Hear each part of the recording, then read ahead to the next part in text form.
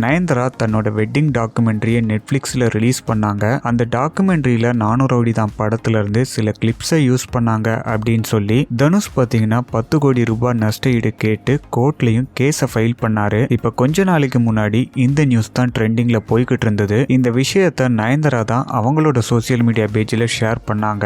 இப்ப கோர்ட்ல பாத்தீங்கன்னா இந்த கேஸ் எந்த நிலைமையில இருக்கு அப்படிங்கறத நியூஸ் மீடியால அப்டேட் பண்ணிருக்காங்க. ஃபர்ஸ்ட் தனுஷ் தரப்புல என்ன சொல்லியிருக்காங்கன்னா, 400 ரவுடி தான் படம், அந்த படத்துல வந்த கேரக்டர் அப்படின்னு எல்லா காப்பிரைட்ஸுமே எங்க கிட்ட தான் இருக்கு. அண்ட் இந்த படத்துக்காண்டி நயன்தாரா யூஸ் பண்ண ட்ரெஸ்ஸோட காப்பிரைட்ஸ் முதற்கொண்டு எங்க கிட்ட தான் இருக்கு. நயன்தாராவும் ஒண்டர்பார் கம்பெனியோட அக்ரிமெண்ட்ல சைன் போட்டிருக்காங்க. இது எல்லாத்தையுமே மைண்ட்ல வச்சுட்டு இந்த விசாரணையை தொடங்குங்க அப்படிங்கிற மாதிரி சொல்லியிருக்காங்க.